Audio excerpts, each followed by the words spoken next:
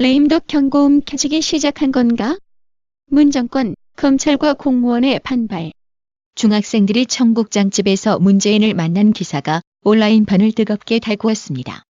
이에 대한 온라인 누리꾼들은 요즘 중학생들 입맛이 청국장으로 변했나 보다라는 반응으로 미지근합니다. 또한 사전에 연출한 각본 아니냐며 진정성의 의문을 표시하는 이들도 많았습니다. 아시아경제에 달린 순공감순 댓글 몇 개를 소개해보자면 카크5는 중학생들이 청국장집에서 왜 나와? 라 했고, 지지우 부인은 요즘 중딩들은 소풍 가서 인근 식당에서 청국장 먹고 가는구나 라고 했으며, 뉴일슨 이런 게 기사거리가 되는 희한한 나라. 김정은이 유치원 방문해 애들 안아주는 거와 뭐가 다르냐라고 조소했습니다. 나경원 의원이 장외집회에서 문재인 지지층을 일컫는 이른바 달창 발언에 대해 반나절을 넘기지 못하고 결국 사과했습니다. 사과하자마자 마치 기다렸다는 듯이 좌파 정치권은 일제히 나경원 의원을 향해 집중 물어뜯기 바쁩니다. 좌파의 속성이 사과하고 나면 더 난리 법석을 떨기에 원래 좌파들에게 사과하면 안 되는 걸랑요.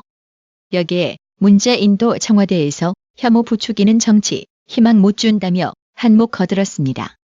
하지만 온라인 민심은 달랐습니다. 반응을 한번 살펴볼까요? 대인은 그쪽은 그런 말할 자격이 있을까라 했고, COMJ는 당신이 할 말은 아닌 것 같습니다. 현 상황에 어떤 희망을 주실 수 있나요? 작년 하반기면 경제 나아진다고 하지 않았습니까? 북한 미사일 쏘는데도 북한에 쌀 줄 생각을 하는 게 정상적인 사고 방식입니까? 그 미사일이 우리나라에 안 날아온다는 보장이 어디에 있습니까? 라고 hir난했습니다. 청와대가 13일 자유한국당이 역제안한 문재인 대통령과 황교안 대표의 1대1 회담 및 국회 교섭단체 3당 중심의 여야정 협의체 구성을 거부했습니다. 그러면서 문 대통령이 5당 대표와 회동 후 잠시 황 대표와 1대1 단독 면담을 갖는 수정안을 제안했습니다. 그러나 한국당과 황 대표는 청와대의 수정 제안마저 거부하며 1대1 회담 형식을 고수했습니다. 황교안 대표는 13일 경북 안동에서 유림 간담회를 마친 뒤 기자들과 만나 대통령이 결심할 문제는 간단하다며 여러 사람이 우르르 모여 이야기할 것이 아니라 그 문제 1대1 회동을 먼저 풀고 3당 회담 또는 5당 회담을 하는 게 마땅하다고 선을 그었습니다. 이어 대통령과 사진 찍기식 회담이 아니고 국민에게 도움이 될 수 있는 회담이 돼야 한다고 했습니다.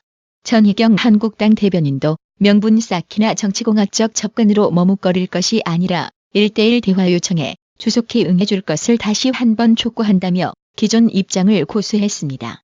지금 청와대는 1대1 대통령 면담은 황교안 몸값 올려주는 거라 싫은 건가요? 문재인과 5당 회동은 그냥 들러리로 참석하라는 소리와 같습니다. 민주당, 평화당, 정의당, 미래당은 이번 패스트트랙을 통해 정당만 다를 뿐 한몸통이라는 걸 보여줬습니다. 한국당은 문재인이 주최한 뒤처리 수습을 위한 들러리 역할뿐인데 사당이 입맞춰 자신들이 하자고 하는 일에 참여하라고 종용할 것이 불보듯 뻔한 자리입니다.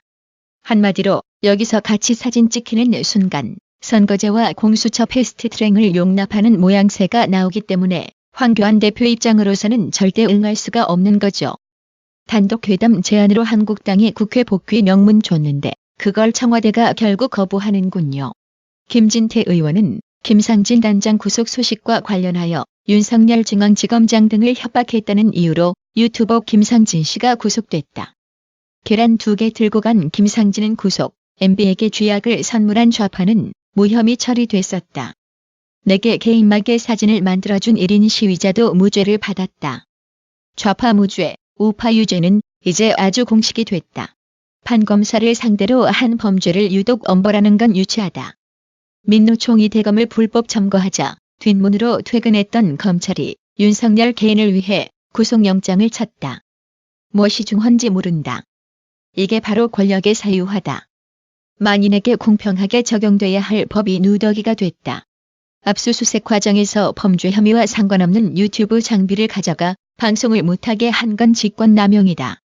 이러니 검경 수사권 조정이 나와도 반대 목소리가 별로 없는 거다. 나라의 법이 다시 설 때 이 죗값을 어찌 받으려고 이럴까? 한국당은 패스트트랙으로 고발당한 의원들만 보호할 게 아니라 김상진 씨에 대해서도 당 차원에서 총력 대응하자라고 강조했습니다. 더불어민주당 이인영 원내대표와 청와대 김수현 정책실장이 지난 10일 당 정청회의에서 관료들이 움직이지 않는다고 지적한 사실이 알려지면서 공직사회가 동요하고 있다고 합니다. 주요 부처의 공무원들은 12일 소득주도 성장, 탈원전, 4강 외교 실패, 버스 사태 등 문제가 된 현안들은 다 청와대와 여당이 주도했는데 왜 그걸 공무원 책임으로 돌리느냐며 불만을 표시했습니다. 이에 온라인 누리꾼들도 약 5천여 명이 화나요를 클릭하며 분노하기는 마찬가지였습니다. 스태브는 김수현 정책실장, 이 기사가 나간 모든 SNS 댓글과 아이콘 화나요와 좋아요, 비율 좀 보거라. 이게 현재 민심 여론이야. 나 같으면 더 맞아 죽기 전에 가만히 문재인이 하고 입 닥치고 있는 게 좋을 듯. 내년 초 총선에서 심판하리라라고 경고했고, 아치는 문 대통령과 김수현 실장을 비롯한 좌파 정부는 본인들 잘못을 인정하지 않고 오히려 남들에게 잘못을 돌리고 탓하는 능력이 탁월하다고 일침을 날렸습니다. 잉크도 마르기 전에 패스트트랙 잡음이 터져나왔습니다. 민주평화당의 신임 유석엽 원내대표는 13일 원내대표로 선출되자마자 패스트트랙 신속 처리 안건 법안인 선거법 개정안에 대해 현행대로는 처리할 수 없다고 말했습니다. 유석엽 원내대표는 패스트트랙이 현재 아니라면 부결해야 한다고 본다면서 부결 전에 각 당 합의를 이끌어 내 의석수를 316석이나 317석으로 늘려서 지역구 의석 축소를 최소화해야 한다고 했습니다. 현행 국회 300석을 유지한 상태에서 비례대표를 75석으로 확대키로 한 여야 사당 합의안을 뒤집자는 얘기였습니다. 국민들은 국회의원 수 줄이라고 난리아우성인데 국회의원들만 동상이몽에 젖어 있는 것 같습니다. 이렇게 국민을 기만한다면 과연 국민들이 가만히 있을까요? 어설픈 선거제도 개편으로 민심 역풍만 처맞게 될 겁니다. 문재인 좌파 정권이 추진하고 있는 대북 식량 지원에 대해 북측이 선전 매체를 통해 생색내기를 한다며 비난했습니다. 그렇다면 진짜 북한이 원하는 것은 무엇일까요? 북한 선전 매체가 개성공단 재가동은 미국의 승인을 받을 문제가 아니라며 남한 당국이 정책적 결단을 내려야 한다고 주장했습니다. 북한 선전 매체 조선의 오늘은 12일 진정한 태도와 올바른 자세를 가져야 한다는 제목의 글에서 개성공업지구 재가동 문제는 미국의 승인을 받을 문제가 아니다라며 남측의 승인이니 제재의 틀이니 하면서 외세계 협력 사업에 대한 간섭의 명분을 주고 있다고 비판했습니다. 이 매체는 남조선 당국이 자체의 정책 결단만 남아있는 개성공업지구 재가동을 미국과 보수패당의 눈치를 보면서 계속 늦잡는 것은 북남 관계 개선의 모든 것을 복종시킬 생각이 없다는 것을 보여준다고 주장했습니다. 이어 개성공업지구 재가동 문제는 역사적인 북남 선언을 고수하고 이행하려는 원칙적인 입장과 자세와 관련된 문제라며 남측이 남북 간 선언 이행에 진정한 태도와 올바른 자세를 취하라고 요구했습니다. 그동안 북한은 궁지에 몰리면 상투적인 수법, 같은 민족 운운하면서 한미동맹을 이간질해왔습니다. 솔직히 북한은 민족을 거론할 자격이 없는 족속들입니다. 6.25 전쟁 남침 전면전, 천안함 폭침 국지전, 헬기 폭파 테러를 저지르며 대한민국 국민 다수의 사상자를 야기시켰습니다. 그런 살인마 북한 괴뢰 도당이 자신들의 경제 사정이 어려워지자 얼굴에 철판 깔고 사과 한마디 없이 개성공단, 금강산 관광 재개하라고 지랄하고 자빠졌습니다. 지난 5월 10일자 일요신문은 검찰 기류가 심상치 않다며 청와대를 향한 불만이 공공연히 들린다는 아주 흥미로운 기사를 보도했습니다. 문무일 총장이 검경 수사권 조정에 대해 비판적인 발언을 한 이후다. 사정당국 주변에선 현 정권 실세를 겨냥한 검찰 수사가 속도를 낼 것으로 점친다. 벌써부터 친문 인사들 이름이 거론된다. 청와대는 곤혹스러워한다. 검찰로 인해 국정 통력을 상실할 수 있다는 우려 때문이다. 이를 두고 정치권에선 참여정부 3년차를 떠올리는 이들이 적지 않다고 했습니다. 일요신문은 그러면서 폭풍전야다. 청와대와 검찰 관계자들은 신중한 모습이지만 전쟁이 시작됐다는 것엔 고개를 끄덕인다. 정부 출범 이후 적폐로 내몰리며 개혁대상 영순위로 꼽혔던 검찰과 문재인 대통령 핵심 공약인 공수처 설치, 수사권 조정을 추진하려는 청와대의 싸움이다. 패스트트랙 전국의 또 다른 후폭풍인 셈이다. 문무일 검찰총장 발언은 기폭제 역할을 했다고 전했습니다. 일선지검 한 부장 검사는 검찰이 변해야 한다는 지적엔 공감한다. 하지만 논의 과정에서 검찰은 패싱됐다. 과거 사건 재수사로 검사들 망신을 주고 인사로 조직을 흔들고 내부 불만은 극에 달했다. 검사들 사기는 땅에 떨어졌다. 문 총장은 조직 수장으로서 이를 대변한 것이다. 윗선은 자제하는 분위기지만 밑으로 갈수록 실력 행사를 해야 한다는 목소리가 많다. 여권에서 이를 무시한다면 앞으로 어떤 일이 발생할지 장담할 수 없다라고 말했습니다. 일요신문은 이런 상황을 두고 정치권에선 참여정부 3년차를 떠올리는 이들이 적지 않다고 했습니다. 떨어지기 시작한 대통령 지지율, 정권 실세들을 겨누기 시작한 검찰, 입법을 둘러싼 청와대와 검찰의 힘겨루기 등이 오버랩된다. 참여정부 3년차이던 2005년 부동산 폭등으로 노무현 전 대통령 지지율은 급락했다. 동시에 횡담도 개발 의혹, 오일 게이트, 김재록 게이트 등이 불거졌다. 검찰이 형사소송법 개정 추진에 강하게 반발하고 있던 때였다. 일요신문은 지금 상황도 비슷하다고 분석했습니다. 문 대통령 지지율은 완만한 하향 추세로 접어들었다. 대북 관계에도 먹구름이 잔뜩 끼었다. 여권으로선 마땅한 반전 카드가 없다는 얘기다. 검찰의 환경부 블랙리스트 수사는 청와대를 향해 있다.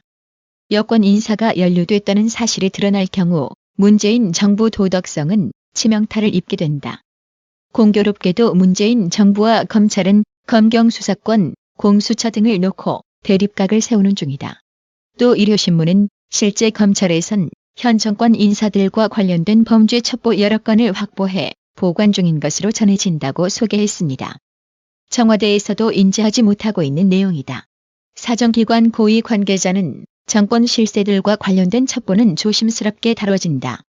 자칫 그런 보고서를 쓴 쪽도 다칠 수 있기 때문이다. 그래서 보통 청와대와 검찰 간 한 라인을 통해 비공식적으로 전달되곤 했다. 그런데 이번 정부에선 그런 사례가 거의 없었다. 청와대로 아예 보고가 올라가지 않았다고 전했습니다. 이와 관련해 일선 지검들의 움직임이 관심을 모으고 있습니다. 수도권 소재 지검은 한 친문 현직 의원 비리 수사에 나섰습니다. 그가 한 단체로부터 부적절한 돈을 받았다는 혐의입니다. 이 소식에 친문 진영은 충격에 빠졌다고 합니다. 이 친문 의원의 정치적 무게감과는 별개로 검찰의 본격적인 역습이 시작된 것 아니냐는 판단 때문입니다.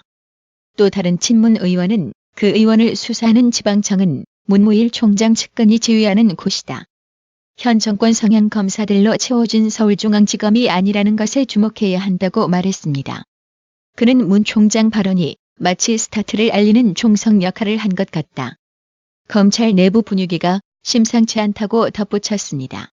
일요신문은 검찰 내부에선 임종석 전 비서실장 얘기도 파다하다고 했습니다. 검찰이 임 전 실장을 노리고 있다는 게 골자입니다. 아직 구체적인 의혹은 드러나지 않았지만 이른바 임종석 보고서가 만들어졌다는 말까지 들린다고 합니다. 여기엔 임 전 실장 본인은 물론 사생활과 주변 지인들과 관련된 파일들이 포함되어 있다고 합니다. 익히 알려져 있다시피 임 전 실장은 현 정권 출범 후 실세 중 실세로 불렸던 인물입니다. 또한 내년 총선 출마는 물론 차기 대선 후보로까지 거론되고 있습니다.